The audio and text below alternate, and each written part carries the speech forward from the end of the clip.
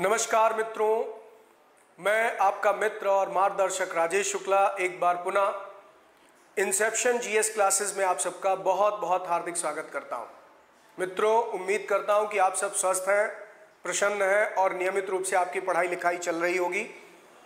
आपकी तैयारी नियमित रूप से चलती रहे, इसी क्रम में मैं आपके लिए निरंतर क्लासेस लेकर आता रहूँगा। और टाइमिंग अब आप सबको बिल्कुल क्लियर ही हो चुका है कि रात के 10 बजे मैं यहाँ पर लाइव हो जाता हूँ। कुछ तकनीकी कारणों से कभी कभी विलंब भी हो जाता है।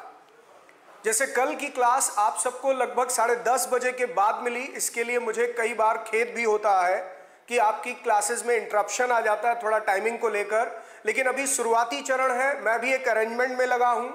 बहुत जल्दी मुखर्जी नगर में आपके सामने मैं ऑफलाइन क्लासेस लेते हुए नजर आऊँगा और मैं अपने मुखर्जी नगर के स्टूडियो से ही फिर लाइव हुआ करूंगा। तो अभी कुछ दिनों के लिए आपको ये असुविधा सहनी पड़ रही है, उठानी पड़ रही है। इसके लिए बच्चों मैं आपसे माफ़ी भी चाहूँगा और कोशिश यही रहेगी कि आपको समय पर क्लासेस मिले। और मैं लगभग प्रतिदिन यही प्रयास करता हूँ कि रात के 10 बजते ही मैं आपके सामने लाइव आ जाऊँ। तो चलिए आज की क्लास की शुरुआत करते हैं। देखिए, अब तक आपने इतिहास विषय का एक सामान्य परिचय देखा, हिस्ट्री के बारे में एक जनरल इंट्रोडक्शन, जिसमें आपने अपने पाठ्यक्रम को देखा और उसकी पाठ्यक्रम के अनुरूप आप यहां पर पहला अध्याय पढ़ रहे हैं। आज हिस्ट्री में हम लोग लेक्चर नंबर 4 पर हैं और पहला अध्याय आप पढ़ रहे हैं sources to know ancient Indian history, यानी प्राचीन भारतीय इतिहास को जानने के जो साधन हैं उस पर चर्चा हो रही थी। तो इस क्रम में मैंने आपको अभी कल की क्लास में बताया कि आगे हम लोग क्या पढ़ने वाले, यानी आज हम लोग क्या डिस्कस करेंगे। तो आपको पुरातात्विक स्रोतों में, आर्कियोलॉजिकल सोर्सेज में अब तक मैंने अभिलेख पढ़ाया, अब तक मैंने सिक्कों के बारे में बताया। अब जरा आगे बढ़ते हैं और आज बात करते हैं स्मारक की, चित्रकलाओं की। तो सबसे पहले शुरुआत मोन्यूमेंट से मैं करूंगा, स्मारकों से शुरू करूंगा और उसमें से कुछ महत्वपूर्ण तथ्यों को हम लोग समझने की कोशिश करें। वैसे पहले ही मैं बता दूं कि जो टॉपिक आप पढ़ने जा रहे हैं ये एंशिएंट इंडियन हिस्ट्री में आगे भी बहुत महत्वपूर्ण टॉपिक है और आगे भी आपको मिलने वाला। पूरे इंडियन हिस्ट्री में खासकर एंशिएंट और मेडिवल पीरियड में आप स्मारक के संदर्भ में कुछ महत्वपूर्ण बातें पढ़ते रहेंगे जैसे जैसे आगे पाठ्यक्रम बढ़ेगा। लेकिन स्मारक क्या है और इसके अंतर्गत कौन कौन सी बातें बहुत अहम है, सोर्स के रूप में यहाँ पर कुछ चीजें आपको मैं बताने जा रहा हूँ जिसे आप नोट डाउन भी करेंगे। चलिए शुरुआत करते हैं।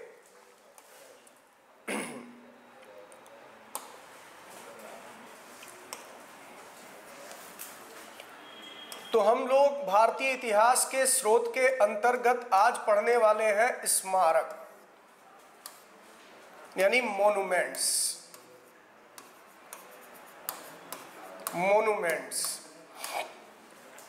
अब जब हम स्मारकों की बात करते हैं, विशेषकर अगर मैं प्राचीन भारत की बात करूं, यानी एंशिएंट इंडिया की अगर मैं बात करता हूं,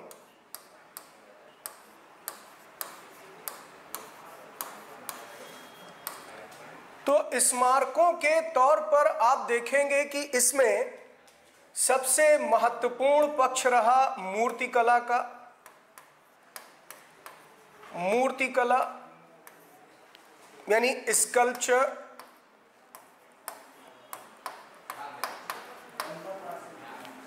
या स्टैचू। फिर इसी तरीके से अगर देखा जाए तो यहां पर एक महत्वपूर्ण कला रही स्थापत्य, और स्थापत्य के तौर पर अगर हम देखें तो मंदिर निर्माण पर हम लोग बात करने वाले हैं। यानी आर्किटेक्चर की अगर हम बात करें,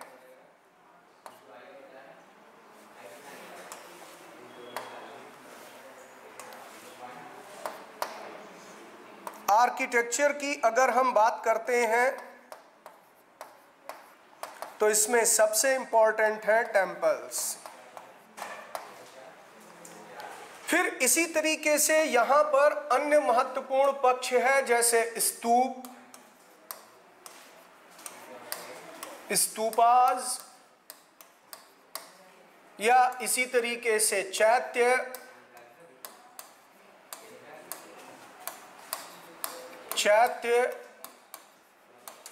या इसी तरीके से विहार यानी मोनेस्ट्रीज, इस तरह की चीजें इसके अंतर्गत हम लोग शामिल कर सकते हैं। तो एक एक करके आपको समझने की जरूरत है मूर्तिकला के संदर्भ में। यानी स्कल्पचर की अगर हम बात करें, स्टैचू की बात करें तो इस पर प्रश्न क्या बन सकता है, या स्थापत्य की बात करें यानी मंदिर निर्माण की बात करें, या अन्य स्थापत्य की बात करें, आर्किटेक्चर की जो बिल्डिंग्स है उसकी बात करें, तो इसमें क्या क्या महत्वपूर्ण बातें हैं, कैसे प्रश्न आ सकते हैं, इन चीजों को हम लोग समझेंगे। अब अगर मैं मूर्तिकला की बात करूं, जैसे शुरुआत करते हैं सबसे पहले मान लीजिए मूर्तियों से। मूर्तिकला तो जब हम स्टैचू की बात करेंगे, स्कल्पचर की बात करेंगे, तो इसमें आप पाएंगे कि जो सबसे उल्लेखनीय प्रगति का काल रहा है, जो सबसे ज्यादा यहां पर प्रोग्रेस दिखाई देती है, वो है मौर्योत्तर काल। मौर्योत्तर काल यानी पोस्ट मौर्य एज। मौर्योत्तर काल। देखिए एक चीज आप ध्यान दीजिएगा, यहां पर बात यह नहीं हो रही है कि मूर्तिकला पहली बार पोस्ट मौर्य एज में ही आई। मूर्तिकला का प्रमाण तो हड़प्पा सभ्यता में भी मौजूद है, हड़प्पन सिविलाइजेशन में भी। जैसे मोहनजोदाड़ो से एक डांसिंग गर्ल की स्टैचू मिली, यानी एक ऐसी लड़की की मूर्ति मिली है जो ब्रोंज मेटल की बनी है और वो डांसिंग पोस्चर में है, तो वो भी तो मूर्ति निर्माण का एक प्रतीक है। या इसी तरीके से आप देखेंगे कि आगे चलकर मौर्य काल में भी मूर्तियां बनाई गई, स्टैचूज बनाए गए, भले ही वो पिलर के ऊपर कोई स्टैचू स्टैब्लिश करने के लिए बनाया गया। जैसे सारनाथ पिलर पर आप देखें 4 लायन बैठाए गए हैं, तो वो स्टैचू डेवलप किया गया, वो मूर्ति बनाई गई। तो मौर्य काल में भी कला का एक अच्छा स्वरूप देखने को मिलता है, और इसी तरीके से आप देखेंगे हड़प्पा काल में भी मूर्ति कला का प्रमाण मिलता है। लेकिन मैं बात कर रहा हूं कि प्राचीन भारत के संदर्भ में, एंशिएंट इंडियन के रेफरेंस में अगर देखा जाए तो सबसे पीक पर कौन सा पीरियड था, शिखर पर मूर्तिकला कब दिखाई देती है, तो मौर्योत्तर काल। अब दरअसल मौर्योत्तर काल जो ये टर्म यूज किया गया है, इसका मतलब है मौर्यों के बाद का काल। मौर्य वंश के बाद की अवस्था,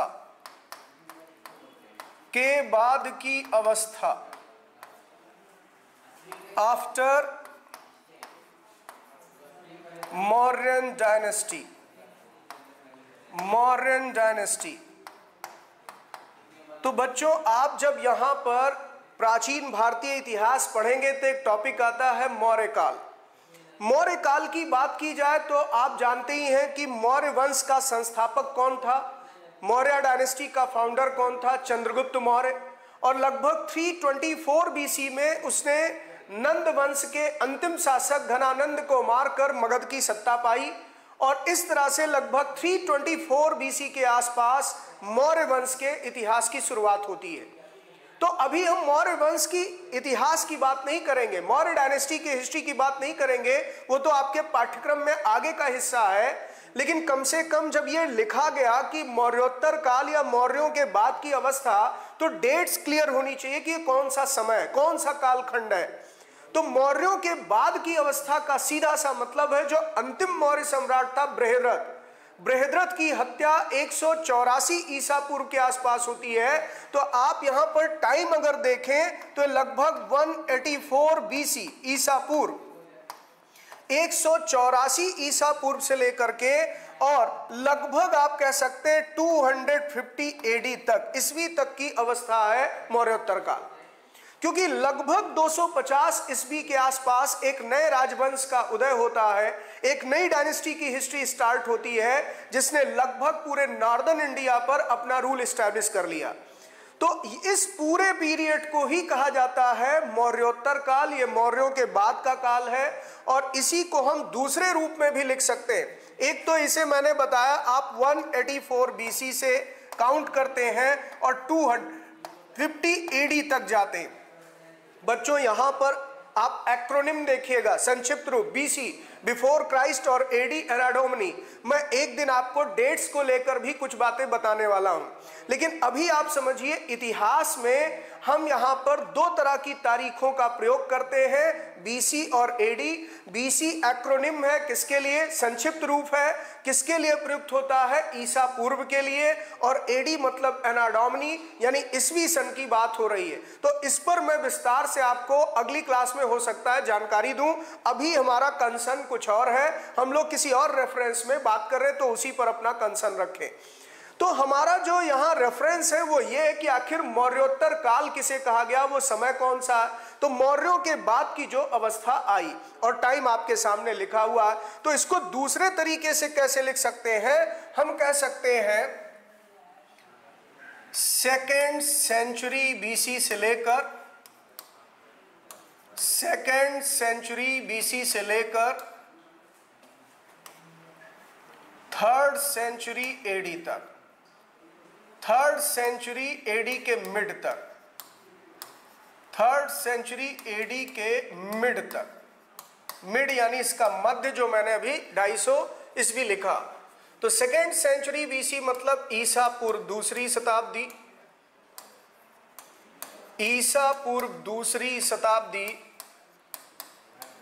से लेकर के और तीसरी शताब्दी ईस्वी तक, तीसरी शताब्दी ईस्वी तक, ये जो समय है इसी को नाम दिया गया है मौर्योत्तर काल। अब इसकी एक खास बात आप देखेंगे कि इस पूरे समय में हमें दो तरह के राजवंशों का इतिहास मिलता है। दो तरह की डायनेस्टीज ने भारत में रूल किया। एक को कहते हैं भारतीय राजवंश, भारतीय राजवंश यानी Indian dynasties, Indian dynasties, Indian dynasties इसमें रूल करती हैं। तो दूसरी तरफ आप देखेंगे विदेशी राजवंश है, विदेशी राजवंश यानी फॉरेन डायनेस्टीज। अब बच्चों ये मत समझ लीजिएगा कि मैं आपको मौर्योत्तर काल का इतिहास पढ़ा रहा हूं, लेकिन ये बताना मेरी मजबूरी इसलिए है क्योंकि इसमें कुछ बातें ऐसी आप सीखने जा रहे हैं जिसके लिए ये जानना भी आपके लिए जरूरी। यहां पर हम बात कर रहे हैं मूर्तिकला की, और मूर्तिकला में प्राचीन भारत से अगर प्रश्न बनता है तो सबसे इंपॉर्टेंट एरिया जो है वो मौर्योत्तर काल ही है। देखिए मैंने पहले भी आपसे कहा था बच्चों कि मेरी कोशिश होगी कि इतिहास की एक समझ भी आपको मिले, और जितना भी मोस्ट इंपॉर्टेंट एरिया है हिस्ट्री का वो आपका क्लास में ही तैयार हो जाए। बाकी व्यापक स्तर पर मैं आपके लिए सेल्फ नोट्स भी डेवलप कर रहा हूं, अपना हैंड रिटन नोट्स डेवलप कर रहा हूं। और रिसेंट में आप इसका एक एग्जांपल देख सकते हैं, मैंने अपने टेलीग्राम पर अपने पॉलिटी का पूरा नोट्स भी शेयर किया है। इसी तरीके से मैं सभी सब्जेक्ट के नोट्स खुद डेवलप कर रहा हूं जो आप तक पहुंचाऊंगा, और इसका जरिया मेरे पास अभी टेलीग्राम है। मैंने अपने टेलीग्राम को आपके साथ शेयर भी किया है, आप उस टेलीग्राम पर जाकर के मेरे नोट्स भी पढ़ सकेंगे। तो इन्हीं को विस्तार रूप में भी कुछ चीजें बताऊंगा, लेकिन यहां कम से कम जो बिल्कुल याद होना चाहिए, क्लास में क्लियर होना चाहिए, वो जरूर डिस्कस करेंगे।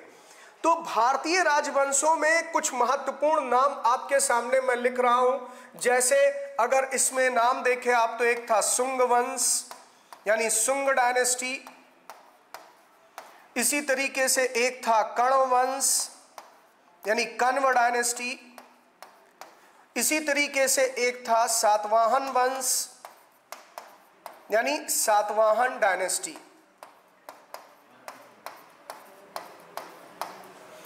तो तीन महत्वपूर्ण राजवंशों का नाम कम से कम याद रखिएगा, सुंग वंश, कण्व वंश और सातवाहन वंश।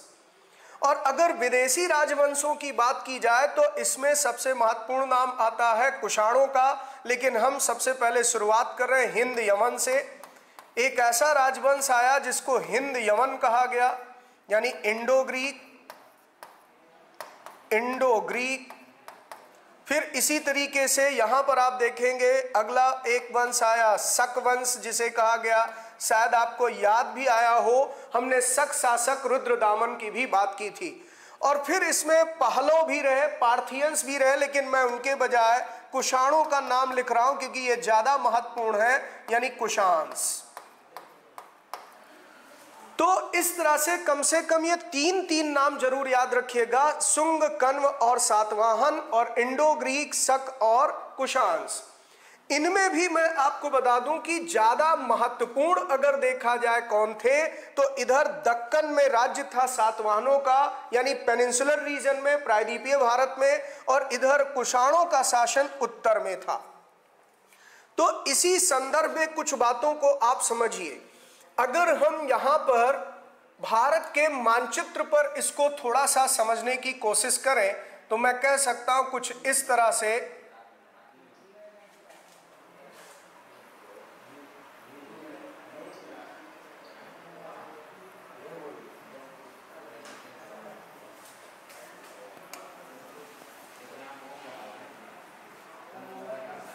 अब आप अगर देखेंगे तो यहां क्या पाएंगे कि एक तरफ कुषाणों की सत्ता थी, यानी यहां पर एक जगह थी मथुरा, ये इनकी राजधानी हुआ करती थी, किसकी? मथुरा। यहां राजधानी थी किसकी? कुषाणों की। और ऐसे ही एक जगह यहां पर थी पुरुषपुर, ये भी कुषाणों की राजधानी थी, पुरुषपुर। तो दो कैपिटल थी इनकी, एक पुरुषपुर और एक मथुरा, और ये पूरा राज्य क्षेत्र आप कह सकते हैं इस तरीके से कुषाण साम्राज्य था। इसमें कुषाणों की सत्ता स्थापित हुई थी। ये वही पुरुषपुर है जो आज पाकिस्तान का पेशावर है। पाकिस्तान के पेशावर को ही उस समय पुरुषपुर के नाम से जाना गया, और मथुरा आप जानते ही हैं भगवान कृष्ण की नगरी है उत्तर प्रदेश राज्य में। तो ये कुषाण साम्राज्य काफी व्यापक था, इन्होंने अपना प्रभाव भारत के इन क्षेत्रों में बना रखा था। दूसरी तरफ जो है प्रायद्वीपीय भारत है, जिसे हम दक्कन कहते हैं, ये दक्कन का पठारी भाग, यहाँ पर इस रीजन में आप पाएंगे सातवाहनों का राज्य कायम हुआ, यानी सातवाहन डायनेस्टी यहाँ पर रूल करती थी। तो यहां इनका कला का एक प्रसिद्ध केंद्र था, उस केंद्र का नाम था अमरावती। आप जानते ही हैं महाराष्ट्र में एक डिस्ट्रिक्ट है अमरावती। अमरावती। ये सारी बातें मैंने किस लिए बताई कि अब आप यहीं से चीजों को जोड़ेंगे। दरअसल ये जो रीजन था, इस पूरे रीजन को ही कहा जाता है गांधार प्रदेश। इसको गांधार रीजन कहते हैं। और इस गांधार रीजन में कुषाणों का शासन था, मथुरा में कुषाणों का शासन था, अमरावती के क्षेत्र में सातवाहनों का राज्य था। यहीं से कला के संदर्भ में आप कुछ चीजें समझिए। तो अब एक बहुत इंपॉर्टेंट नोट्स आप यहां लिखेंगे कि प्राचीन काल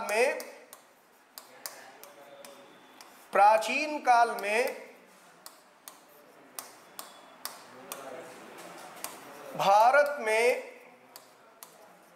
भारत में मूर्तियों के निर्माण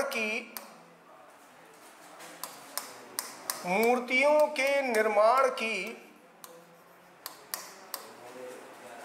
तीन प्रमुख शैलियां विकसित हुई। तीन प्रमुख शैलियां विकसित हुई।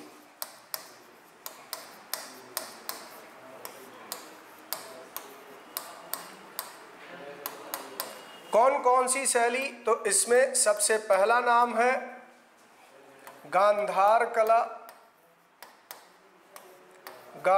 कला, दूसरे का नाम है मथुरा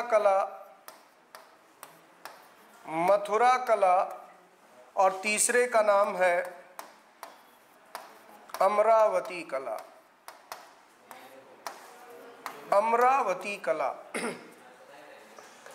अब इसमें ध्यान देने वाली बात क्या है, आपको भी इसीलिए थोड़ी देर पहले समझाया कि इन दोनों कला का संबंध किससे है? कुषाणों से। ये कुषाणों के संरक्षण में, कुषाण के पैट्रॉन में डेवलप हुई, और इसका संबंध किससे है? तो सातवाहनों से। यानी सातवाहन वंश के राजाओं के संरक्षण में अमरावती कला को बढ़ावा मिला, प्रश्रय मिला, और इस तरह से भारत में मूर्तियों का निर्माण इन तीन अलग अलग कलाओं में देखने को मिलता है। सुंदर मूर्तियां इसी में बनाई गई। अब ये कैसे मूर्ति निर्माण कला विकसित हुई, इसकी परंपरा कैसे आई, ये भी अभी आपको आगे बताने वाला हूं। लेकिन अब आपकी परीक्षा में ऐसा कोई प्रश्न आए तो ये गांधार कला, मथुरा कला, अमरावती कला का संबंध किससे है? मूर्ति निर्माण कला से। और ये किस राजवंश के संरक्षण में फली फूली? इन कलाओं का विकास किन राजाओं के संरक्षण में हुआ? तो कुषाण वंश और सातवाहन वंश के राजाओं का प्रश्रय मिला, ये याद रहेगा। इसी को मैं यहां ट्रांसलेट भी कर दे रहा हूं।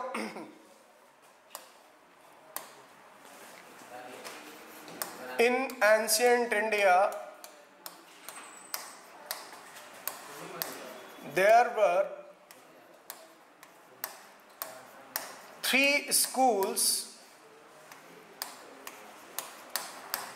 schools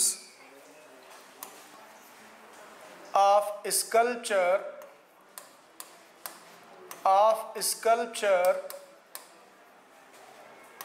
or making of statue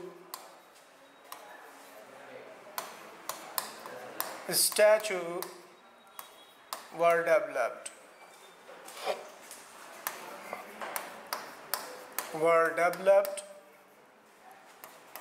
These are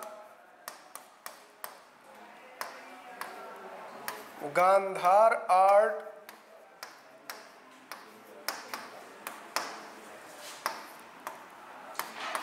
Mathura art,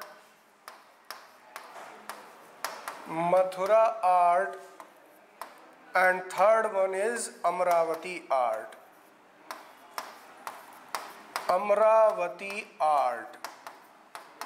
ये क्लियर है बच्चों? अब यहां पर आपको ये बात भी मैंने पहले ही बता दी कि इन दोनों का संबंध किससे है? तो कुषाण डायनेस्टी से, यानी कुषाण रूलर्स ने इन्हें पैट्रॉन किया, कुषाणाज। और इनका संबंध किससे है? तो सातवाहनाज।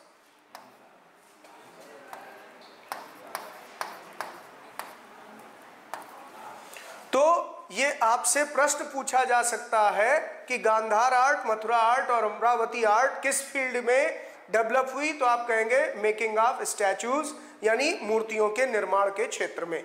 ये 3 प्रसिद्ध कलाएं थी।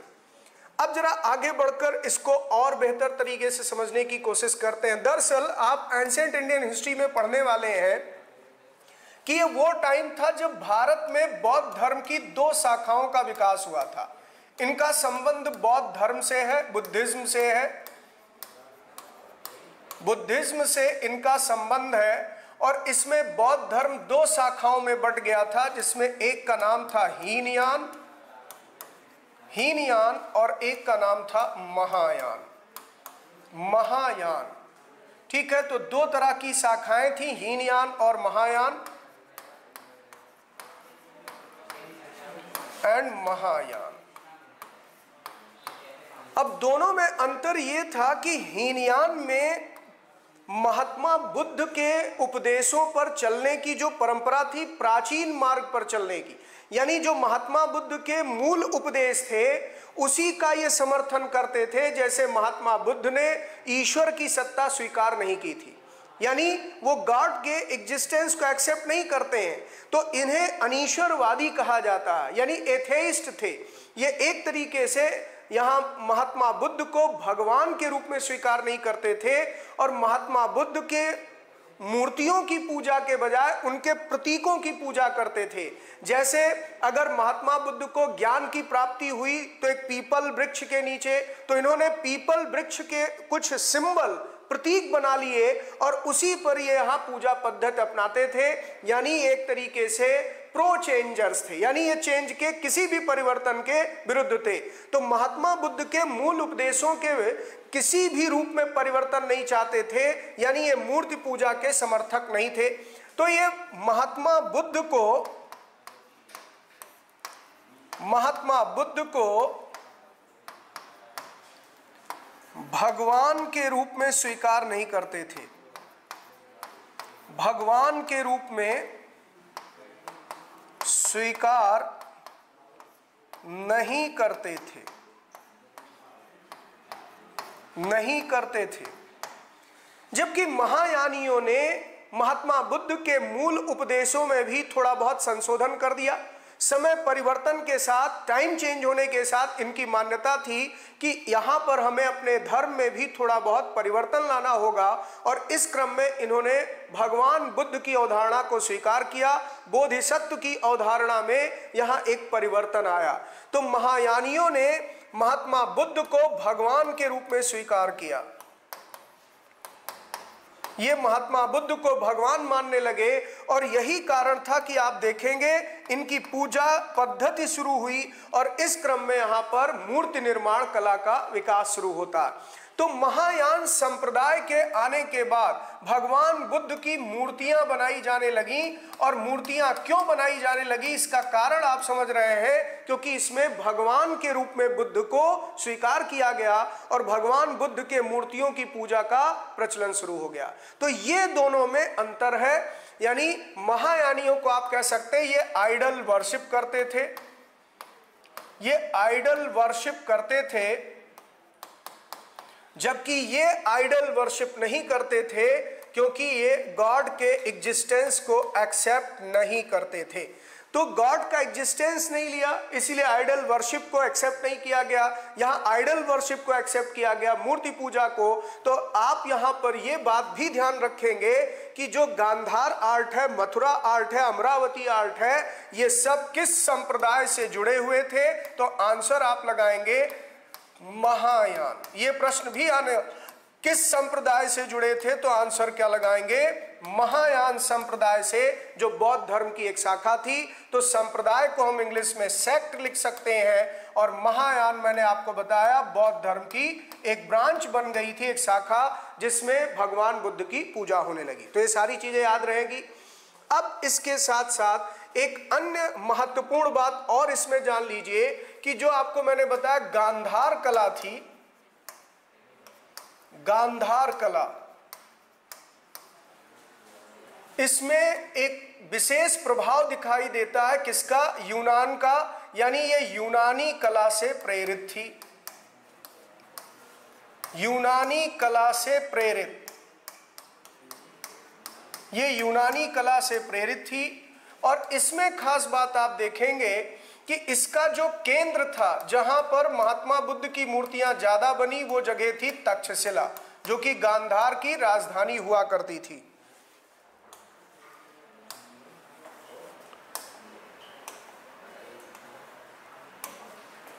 तक्षशिला, ठीक है। और तीसरी बात ध्यान रखिएगा कि इसमें यूनानी देवता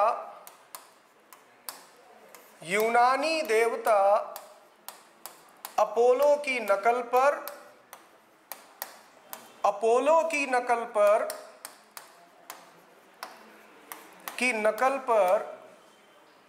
भगवान बुद्ध की मूर्तियां बनाई गईं, भगवान बुद्ध की मूर्तियां बनाई गईं,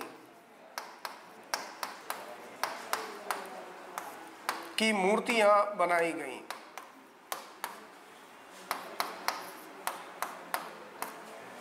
तो इस तरीके से कुल मिलाकर के आप देख रहे हैं गांधार आर्ट में एक ग्रीक इन्फ्लुएंस इस पर दिखाई देता है, ग्रीक आर्ट का इन्फ्लुएंस दिखाई देता है। इसका सेंटर था तक्षशिला, जो कि गांधार की कैपिटल थी, इसीलिए इसका नाम पड़ा गांधार आर्ट। और इस पर जो ग्रीक इन्फ्लुएंस था, उसमें आप पाएंगे यूनान के लोग भगवान सूर्य की तरह ही एक देवता की उपासना करते थे, अपोलो। और अपोलो की नकल पर यहाँ पर भगवान बुद्ध की मूर्तियां तैयार की गई। तो इस पर हम कहते हैं विदेशी प्रभाव था, इस पर विदेशी प्रभाव था। यानी कि जो मूर्ति निर्माण की कला आई, उसमें से किस पर विदेशी प्रभाव था? तो ऑप्शन आपके सामने आ सकता है, गांधार कला, मथुरा कला, अमरावती कला। तो आंसर क्या लगाएंगे? गांधार कला। आगे बढ़ा जाए, इसी को मैं ट्रांसलेट कर दे रहा हूं। गांधार आर्ट,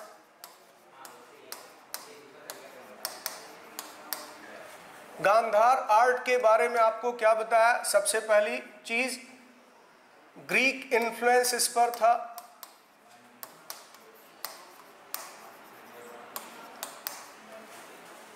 दूसरी चीज महत्वपूर्ण है, इसका सेंटर क्या था, इसका केंद्र क्या था? तो तक्षशिला।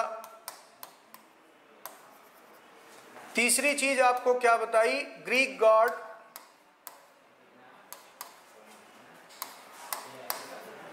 अपोलो के मॉडल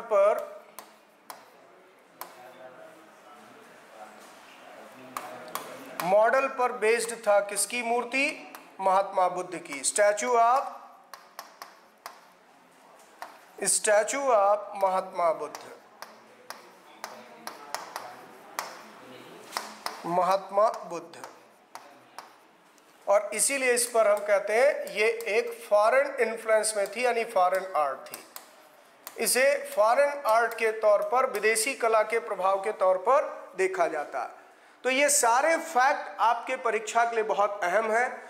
बच्चों, देखने के लिए तो केवल 2-3 फैक्ट दिखाई देते हैं, लेकिन आपके पेपर में इस पर कई स्टेटमेंट वाले प्रश्न आ जाते हैं। तो मैं आपके टेस्ट पेपर में इस तरह के प्रश्नों को रखने की कोशिश करूंगा, जिससे आपको पता चले कि क्यों हमें किसी चीज को बहुत विस्तार से समझ कर ही पढ़ना। तो ये पॉइंट क्लियर हो गया। अब यहां पर एक बात और ध्यान दीजिएगा कि अगर मथुरा कला देखा जाए, मथुरा कला, तो ये स्वदेशी कला थी। स्वदेशी कला थी। मथुरा आर्ट ये इंडिजिनस आर्ट थी। इंडिजिनस आर्ट था। ठीक, तो ये सारे तथ्य क्लियर हैं। और बाकी मूर्तियों के संदर्भ में हम लोग आगे और भी कुछ चीजें पढ़ेंगे, लेकिन ये बहुत महत्वपूर्ण पक्ष था। खासकर आप एंशिएंट इंडियन हिस्ट्री की बात कर रहे हैं, तो ये तीनों फैक्ट आपको क्लियर होने चाहिए। अब जरा आगे बढ़ते हैं और बात करते हैं स्मारकों में अन्य चीजों की। जैसे मैंने बात की थी मंदिर निर्माण की। मंदिर, टेम्पल। तो देखिए, इसके लिए आपको एक कॉन्सेप्ट समझना होगा कि भारत में मौर्योत्तर काल में ही एक नई परंपरा का जन्म होता। खासकर गुप्त काल तक आते आते वो बहुत ज्यादा विकसित हो जाती है। यानी मौर्योत्तर काल में, पोस्ट मौर्य एज में हिंदू धर्म में एक सुधारवादी प्रवृत्ति आती है। हिंदू धर्म में एक परिवर्तन शुरू होता है, और ये परिवर्तन क्या दिखाई देता है? भक्ति मार्ग का उदय। भक्ति मार्ग का उदय। ठीक है, तो ये विशेषकर अगर देखा जाए गुप्त काल में बहुत अच्छे तरीके से विकसित होता है। गुप्ता पीरियड में भक्ति मार्ग का उदय। तो हिंदू रिलीजन में राइज ऑफ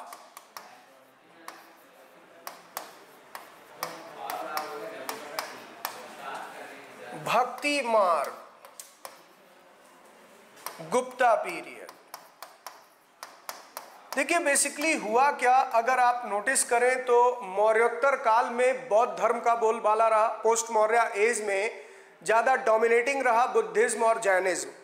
और खासकर ये घटना शुरू होती है उत्तर वैदिक काल के बाद, यानी पोस्ट वैदिक एज भी आप कह सकते हैं कि पोस्ट वैदिक एज में आप देखेंगे बुद्धिज्म और जैनिज्म का इन्फ्लुएंस बढ़ता जाता है, सोसाइटी में उसका एक्सेप्टेंस ज्यादा होता जाता है।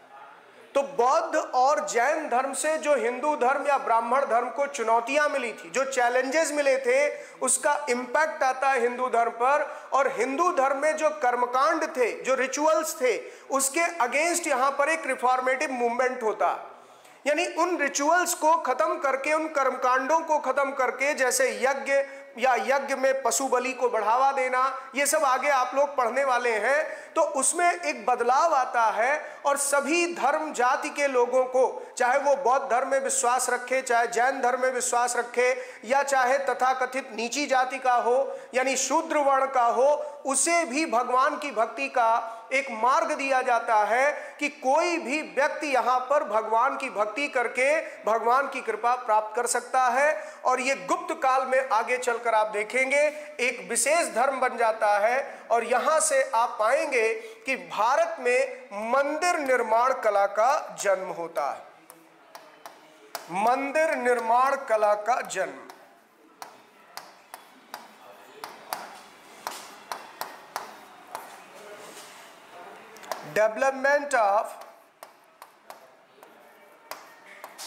डेवलपमेंट ऑफ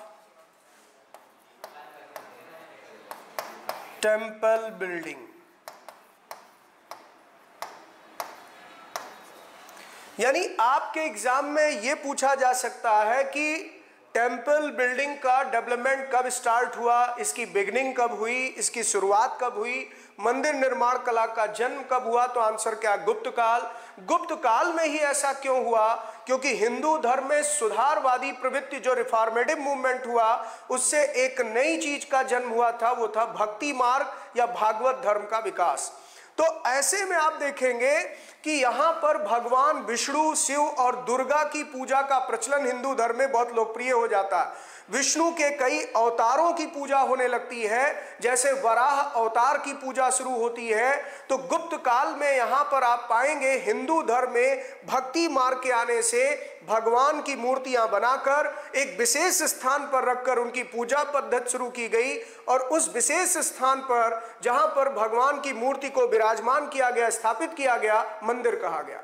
तो ये कॉन्सेप्ट डेवलप हुआ है गुप्ता पीरियड में। अब प्रश्न के दृष्टिकोण से इसमें अहम बात केवल इतनी है, परीक्षा में एक प्रश्न आ सकता है कि मंदिर निर्माण कला का जन्म प्राचीन भारत में कब हुआ था, गुप्त काल। यहां तक बातें क्लियर है। तो स्पेशली आपको यह ध्यान रखना कि मंदिर निर्माण कला का जन्म कब हुआ। आगे बढ़े। अब जब हम मंदिर निर्माण कला के जन्म की बात कर रहे हैं तो मंदिर निर्माण की 3 अलग अलग शैलियां आई, जरा उसको देखते हैं।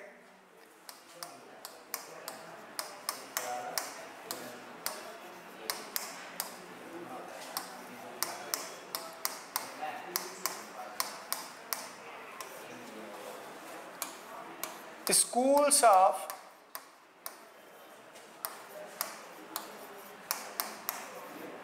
Temples building.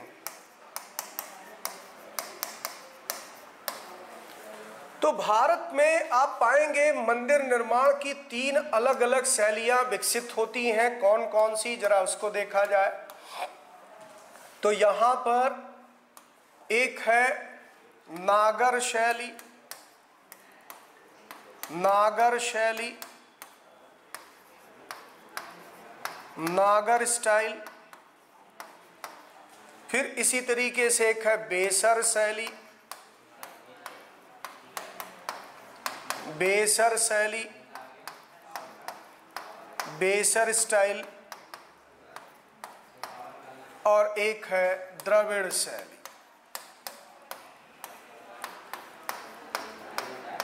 Dravidian style, Dravidian style. तो नागर शैली के मंदिर, बेसर शैली के मंदिर और द्रविड़ शैली के मंदिर भारत में बनने शुरू हुए। गुप्ता पीरियड इस दृष्टिकोण से अगर देखा जाए तो बहुत बेहतरीन युग माना जाता है, जहां पर भारत में स्थापत्य का विकास होता। यहीं पर एक बात आपको और बता दूं कि कला और स्थापत्य, कला, साहित्य और स्थापत्य के क्षेत्र में गुप्त काल में जो विकास हुआ, इसी कारण से गुप्त काल को स्वर्ण काल की संज्ञा दी जाती। इसे स्वर्ण काल कहा जाता है प्राचीन भारत में। तो आर्ट के फील्ड में डेवलपमेंट अगर देखा जाए, लिटरेचर के फील्ड में अगर डेवलपमेंट देखा जाए, या फिर आर्किटेक्चर के फील्ड में डेवलपमेंट देखा जाए, तो आप पाएंगे कि गुप्ता एज क्या था, क्लासिकल एज था, या इसे गोल्डन एरा के नाम से जाना जाता है। इसे golden period of ancient India कहा जाता है। तो बच्चों, अगर आपकी परीक्षा में ऐसा कोई प्रश्न भी आता है तो याद रखेंगे आप कि यहां पर आपसे अगर ऐसा प्रश्न आया कि प्राचीन भारत के इतिहास में किस कालखंड को स्वर्ण काल की संज्ञा दी गई, यानी golden period of ancient age कहा जाता है, तो गुप्ता पीरियड आंसर हो जाएगा। हम लोग गुप्त काल की बात कर रहे हैं, जब मंदिर निर्माण का जन्म हुआ। भले ही आगे चलकर आर्किटेक्चर में सबसे रिमार्केबल डेवलपमेंट मुगल पीरियड में होता है। मुगल एज में आर्किटेक्चर का जो डेवलपमेंट हुआ वो पूरे वर्ल्ड लेवल पर बहुत क्लासिकल माना जाता है। ताजमहल जैसी इमारतें खड़ी की गई। लेकिन एंशियंट एज की अगर हम बात करें तो भले ही आप कह सकते हैं प्रिमिटिव स्टेज थी, एक बिगनिंग थी, लेकिन फिर भी गुप्त काल को विकास के दृष्टिकोण से हम यहां पर स्वर्ण काल की संज्ञा देते हैं। तो आर्ट के फील्ड में, लिटरेचर के फील्ड में, क्योंकि आप देखेंगे कालिदास जैसे महान साहित्यकार गुप्त काल में ही हुए। तो ये सब बातें आप आगे हिस्ट्री पढ़ते जाएंगे, क्लियर होती जाएगी। लेकिन कम से कम ये बात भी ध्यान रखिएगा कि गुप्त काल स्वर्ण काल है और इसी दौरान मंदिर निर्माण की शैलियों का विकास होता। अब जरा इसके संदर्भ में कुछ बातें जान लें। जैसे सबसे पहले बात करते हैं नागर शैली की।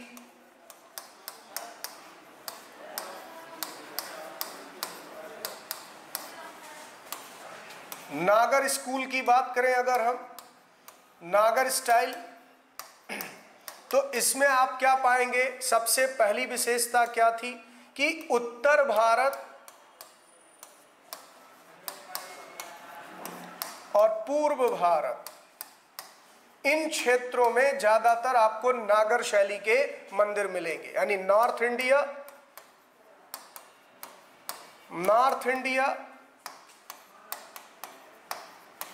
और ईस्टर्न इंडिया। अब इन मंदिरों में जैसे एक उदाहरण अगर लिया जाए तो एक है दशावतार मंदिर। दशावतार मंदिर ये कहां पर है? झांसी के पास एक जगह है, उत्तर प्रदेश में एक जिला झांसी, वहीं पर एक जगह देवगढ़। तो देवगढ़ में ये मंदिर बना हुआ है, दशावतार मंदिर, और ये गुप्त काल में निर्मित पहला मंदिर है। गुप्त काल में निर्मित पहला मंदिर, पहला मंदिर। ठीक है, तो नागर शैली के बारे में एक प्रश्न आ सकता है कि भारतीय उपमहाद्वीप या भारत, इंडियन सब कॉन्टिनेंट या इंडिया के किस रीजन में टेम्पल्स बनाए जाते थे? तो आंसर हो जाएगा नॉर्दर्न इंडिया में और ईस्टर्न पार्ट ऑफ इंडिया में इस तरह के मंदिर बनते थे। और दूसरी बात इसमें आपसे अगर पूछते हैं कि कुछ उदाहरण, तो पहला मंदिर जो गुप्त काल में बना वो था दशावतार टेम्पल, और ये उत्तर प्रदेश के झांसी जिले में देवगढ़ नामक स्थान पर बना है। नाम से ही आप समझ गए होंगे, इसमें भगवान विष्णु के 10 अवतारों को दिखाया गया है। तो आप सब जानते हैं कि हिंदू धर्म में भगवान विष्णु के 10 अलग अलग अवतार माने गए हैं और उन्हीं 10 अवतारों को इस मंदिर में दिखाया गया है। तो ये गुप्त काल में निर्मित पहला मंदिर है, यानी फर्स्ट टेम्पल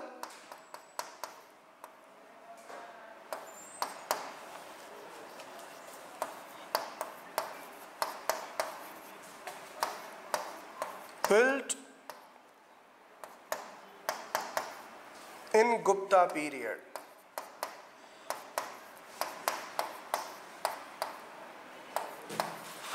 तो गुप्ता पीरियड में इस तरह से ये पहला मंदिर निर्मित हुआ, उत्तर प्रदेश के झांसी में देवगढ़ में स्थित है। ये पॉइंट क्लियर है, आगे बढ़ा जाए।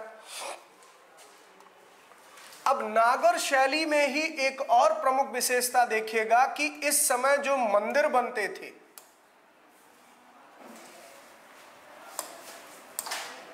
नागर शैली के मंदिरों की एक विशेषता आप देखिएगा कि इस समय जो मंदिर बनते थे इसमें एक गर्भगृह होता था जहां पर मुख्य देवता को स्थापित किया जाता था। यानी यहां पर मुख्य देवता की स्थापना कर दी, और इसके अलावा अगर आप देखें तो इसके ऊपर शिखर बनाया जाता था। इस तरह से कुछ इसकी संरचना होती थी। तो आप ये कह सकते हैं शिखर युक्त मंदिर होते थे, शिखर युक्त मंदिर।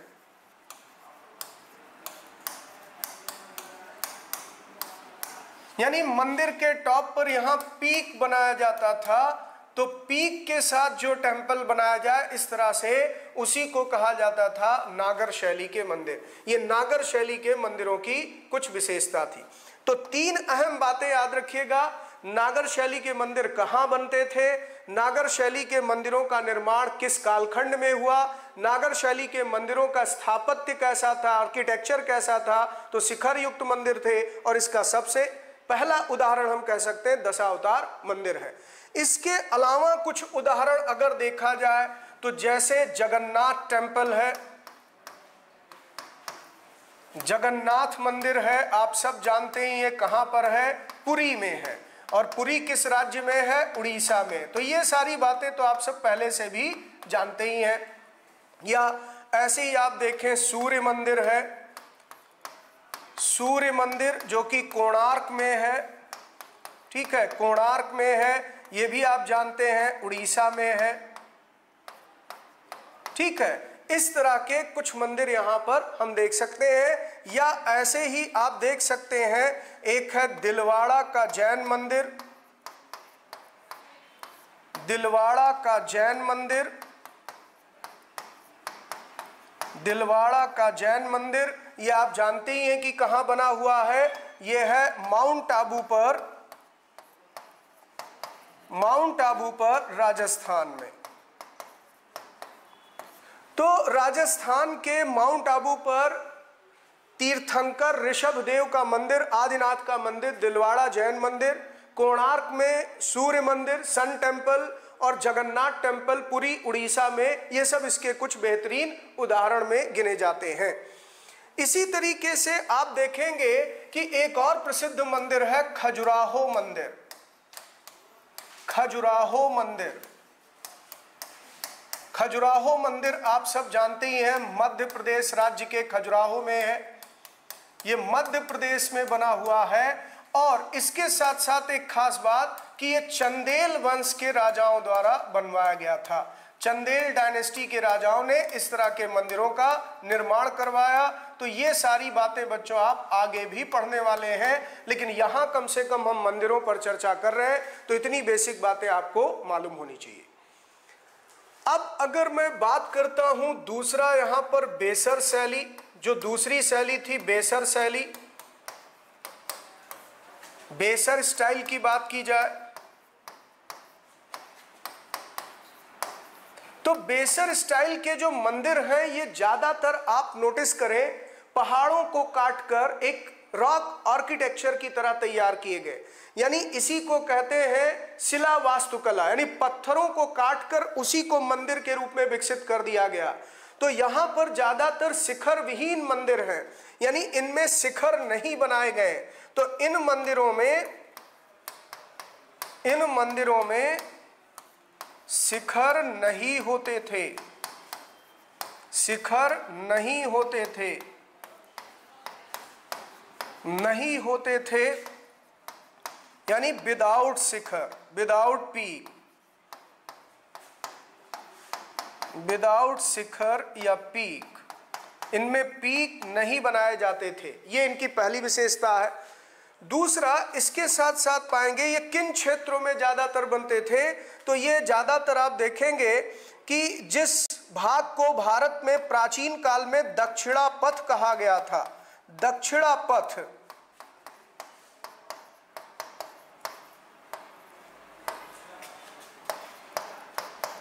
अब ये दक्षिणा पथ किसे नाम दिया गया, तो ये जो महाराष्ट्र का रीजन है, यानी आप कह सकते हैं महाराष्ट्र से लेकर के आंध्र प्रदेश का जो डेक्कन का एरिया था, दक्कन वाला भाग, उसे उस समय दक्षिणा पथ कहा जाता था। और ये उत्तर और दक्षिण भारत को कनेक्ट करता था। और इसी दक्कन के प्रायद्वीपीय भाग में इस तरह के मंदिर मिलते हैं। यानी मुख्य तौर पर मैं आपको बता दूं तो वो राज्य आप कह सकते हैं महाराष्ट्र है। तो महाराष्ट्र में इस तरह के कई यहां आप देखेंगे मंदिर बने जो पहाड़ों को काटकर तैयार किए गए, जो बिना शिखर के हैं और इन क्षेत्रों में बनाए गए। इसका सबसे अच्छा उदाहरण अगर देखा जाए तो वो है एलोरा का कैलाशनाथ मंदिर, एलोरा का कैलाशनाथ मंदिर,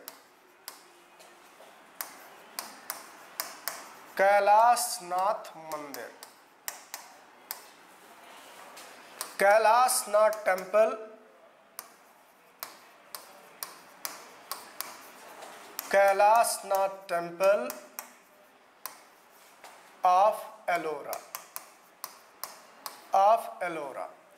अब इसके बारे में एक और खास बात ध्यान रखिएगा, इसे जिस राजा ने बनवाया था उसका नाम था कृष्ण प्रथम, कृष्ण फर्स्ट ने इसे बनवाया। कृष्ण फर्स्ट ने इसका निर्माण करवाया था और ये राष्ट्रकूट वंश का शासक था, राष्ट्रकूट डायनेस्टी का रूलर था।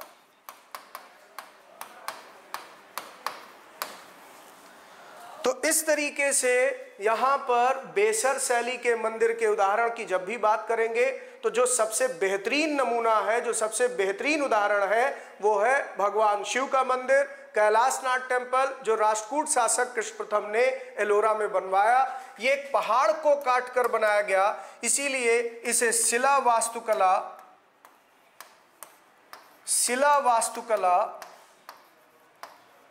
का सबसे अच्छा उदाहरण माना जाता है, का सर्वोत्कृष्ट उदाहरण, best example of rock architecture.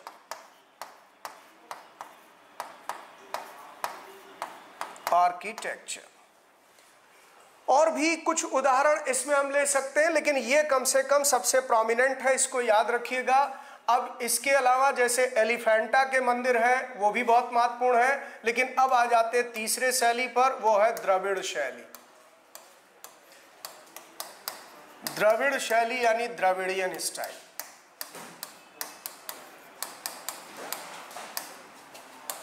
Dravidian style पर बात करते हैं अब। तो इस शैली के जो मंदिर बनते थे, इनके शिखर बहुत ऊंचे होते थे, यानी आप देखेंगे कि इनके एक शिखर के ऊपर शिखर बनाए जाते थे और इसे विमान शैली कहा जाता था। कुछ इस तरह से ये मंदिर तैयार किए जाते थे। तो आप इन्हें यहाँ पर ऊंचे ऊंचे शिखरों से युक्त देखेंगे, इसे विमान शैली भी कहते थे। इस पर ऊंचे ऊंचे शिखर बनाए, बहुत शिखर को ऊंचाई दी जाती थी और इसकी कुछ स्थापत्य विशेषता नागर और बेसर से अलग मिलती है। तो जिसमें सबसे अलग शैली यही थी, ऊंचे ऊंचे शिखर। आप कभी साउथ इंडिया जाकर देखिएगा, दक्षिण भारत के मंदिर के ऊपर जो शिखर बने हुए हैं वो बहुत ज्यादा ऊंचाई लिए हुए हैं।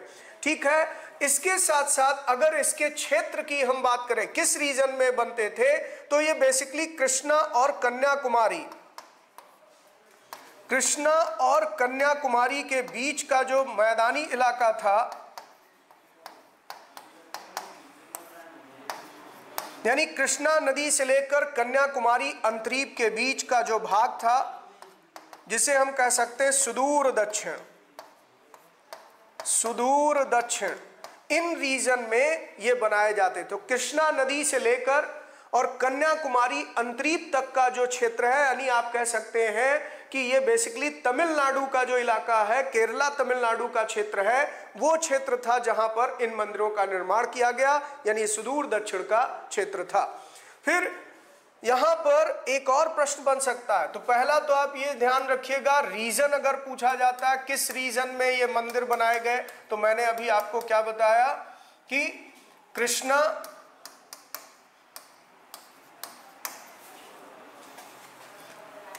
टू कन्याकुमारी रीजन,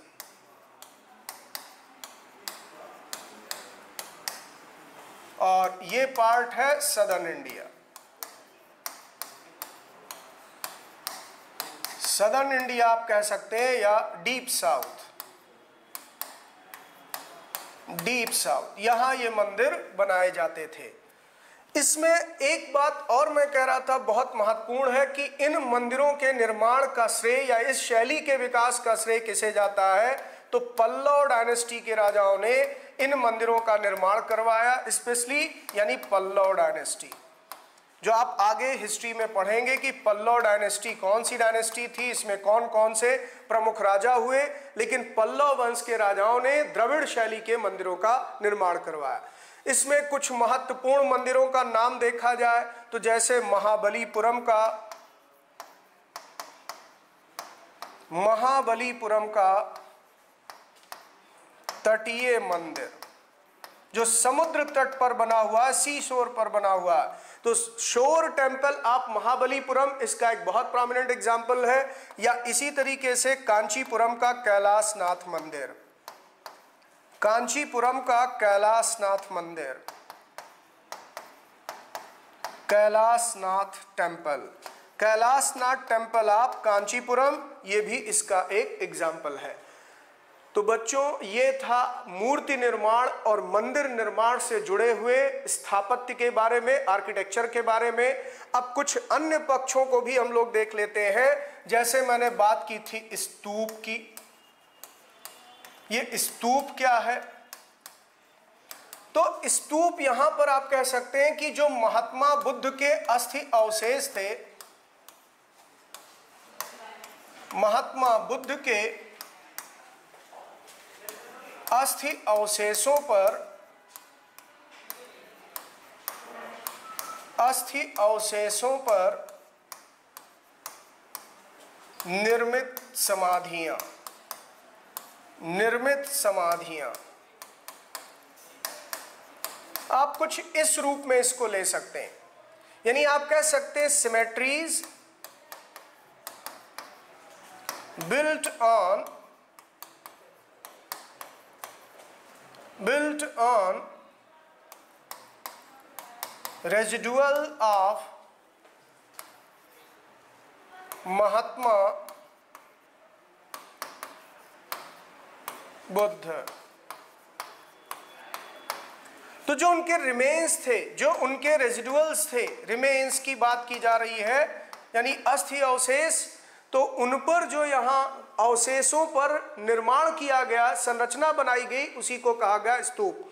अगर इसकी संरचना हम देखें तो ये कुछ इस तरह से बनाए जाते थे, जैसे गुंबदाकार होते थे, कुछ इस तरह की ये संरचना बनाई जाती थी, इसमें गुंबद होता था, इसी को कहते थे स्तूप। फिर अब यहाँ पर इसके उदाहरण अगर देखा जाए तो सबसे अच्छा उदाहरण इसका माना जाता है सारनाथ, सारनाथ का धर्मराजिक स्तूप, धर्मराजिक स्तूप,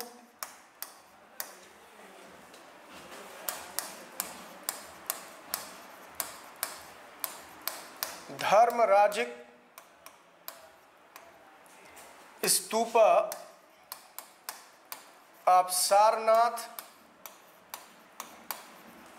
और दूसरा उससे भी ज्यादा महत्वपूर्ण है सांची का महास्तूप, सांची का महास्तूप, सांची का महास्तूप, महास्तूपा आप सांची।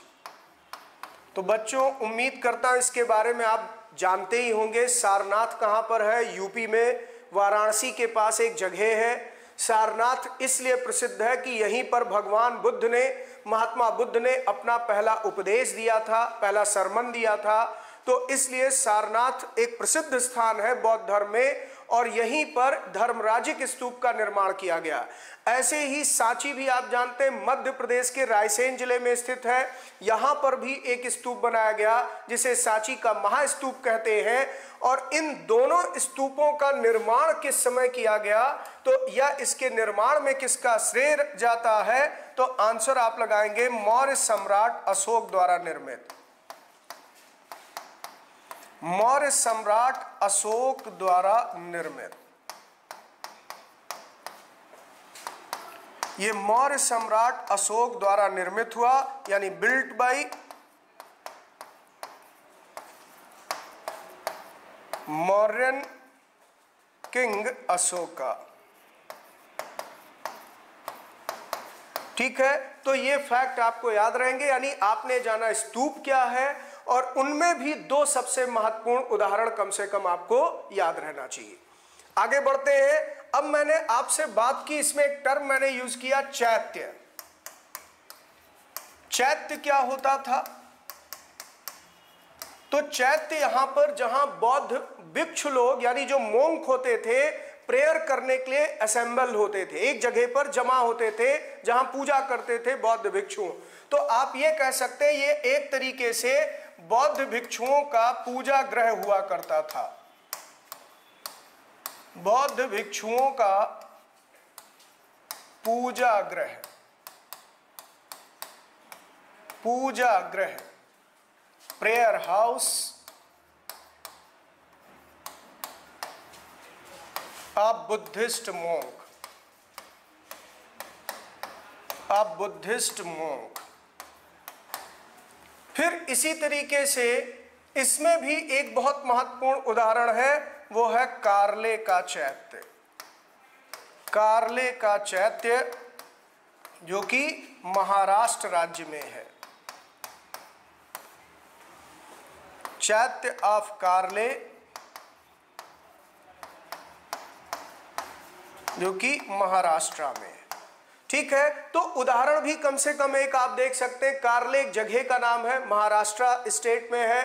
वहां पर एक बहुत ही मशहूर चैत्य बनाया गया है जो बौद्ध भिक्षुओं के लिए एक तरीके से रहने की भी जगह के रूप में प्रयुक्त था, और वहां ये असेंबल होते थे पूजा करने के लिए स्पेशली। तो ये पूजा गृह हुआ करता था भिक्षुओं का। अब एक टर्म मैंने और भी यूज किया था, उसे भी क्लियर कर देता हूं कि यहां पर विहार क्या होता था। विहार, मोनेस्ट्रीज, बौद्ध विहार यानी मोनेस्ट्रीज। तो ये बौद्ध भिक्षुओं का निवास गृह हुआ करता था। बौद्ध भिक्षुओं का निवास गृह, निवास गृह यानी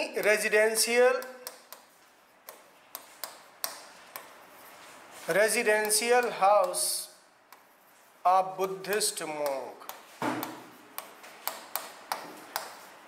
ऑफ बुद्धिस्ट मोंक। यानी जो बुद्धिस्ट मोंक होते थे वो जहां रिजाइड करते थे, जहां निवास करते थे, उसे बौद्ध विहार कहा जाता था।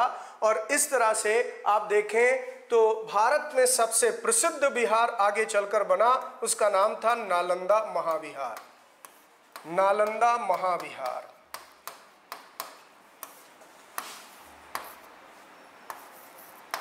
नालंदा महाविहार। ठीक है, आगे चलकर शिक्षा का एक प्रसिद्ध केंद्र भी ये बना और इसे नालंदा विश्वविद्यालय के रूप में स्थापित किया गया। और नालंदा विश्वविद्यालय की स्थापना में आप जानते ही हैं जिस शासक की भूमिका थी उसका नाम था कुमारगुप्त, जो कि गुप्त वंश के शासक थे, यानी ये गुप्त डायनेस्टी के रूलर थे। तो ये सब बातें आगे भी आप पढ़ने वाले हैं, लेकिन कम से कम बेसिक चीजें यहाँ पर आपको मालूम होनी चाहिए। अगर आपसे पूछ लिया जाए कि मॉनेस्ट्री क्या है, चैत्य क्या है, स्तूप क्या है, तो आप इतनी जानकारी कम से कम जरूर रखें। तो ये यहाँ पर हो गया आपका स्थापत्य का विषय, आर्किटेक्चर का, इसके बारे में आपने जानकारी ली। अब हम लोग आगे अगले टॉपिक पर बढ़ेंगे, वो है चित्रकला। चित्रकला हालांकि मुश्किल से 10 मिनट का टॉपिक है, लेकिन इसे हम लोग अगली क्लास में करेंगे। उसकी एक वजह भी है बच्चों, आज मेरी फास्टिंग भी है और शायद एनर्जी लेवल भी डाउन हो रहा है, तो मुझे लगता है कि मैं आज की क्लास को यहीं समाप्त करूं। और बाकी कल मैं आपको हिस्ट्री में ही थोड़ा सा पेंटिंग्स के बारे में जो मैंने कहा आपको बताऊंगा, और फिर एक नया टॉपिक शुरू करूंगा, वो होगा लिटरेरी सोर्स, साहित्यिक स्रोत। साहित्यिक स्रोत पर भी ऐसे ही कुछ बेसिक बातें आपको सीखनी है। तो आप कह सकते हैं कि इस वीक में आपका हिस्ट्री का पहला अध्याय समाप्त हो जाएगा। एक बात और बता दूं बच्चों की आपका एक कंसर्न है कि सर क्या सिलेबस यहाँ पर हमारा कंप्लीट हो जाएगा। देखिए, पढ़ने के दो तरीके होते हैं। एक तरीका है कि हम पाठ्यक्रम को जल्दी जल्दी पूरा कर लें। जब आप केवल पाठ्यक्रम पूरा करने में विश्वास करते हैं तो मुश्किल से आपको 5 से 6 महीने काम करना पड़ता है।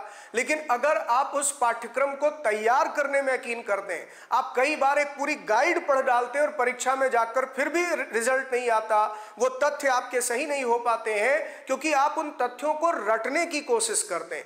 अगर उन तथ्यों के पीछे की कहानी, अगर उसके पीछे का कॉन्सेप्ट जोड़कर आप पढ़ें तो लगेगा ये सारे फैक्ट हमारे माइंड में आ चुके हैं, और अगर ऑप्शन आएगा तो हम इसको सही कर लें। तो पढ़ने का तरीका आपका अगर सही है, समय जरूर लगेगा लेकिन वो आपके लिए परिणामदायक होगा। तो बिल्कुल वही बात है कि आप एक कुचक्र में फंसे रहे, भारत सरकार की तरह पंचवर्षीय योजना में लग जाए कि चलो एक साल पहले जल्दी जल्दी तैयारी करेंगे, फिर परिणाम नहीं आएगा अगले साल फिर जुटेंगे। तो बहुत सारे बच्चों ने मुखर्जी नगर में कल्चर अपना डेवलप कर लिया है कि वो 5-5 साल से मैदान में डटे। एक बार ठान लीजिए, एक बार दम लगाइए, अपना 100% दे दीजिए, भले ही समय लगेगा लेकिन वो समय परिणामदायक होगा। तो इसी के साथ मैं आज अपनी क्लास को बच्चों यहाँ समाप्त करता हूँ। आप सबको मेरी बहुत बहुत शुभकामनाएं, नवरात्रि की आप सबको बहुत बहुत शुभकामनाएं हैं। आपका जीवन मंगलमय हो, आप अपने उद्देश्य में सफलता अर्जित करें, और इसी के साथ आपसे विदा लूंगा। Very very good night to all of you.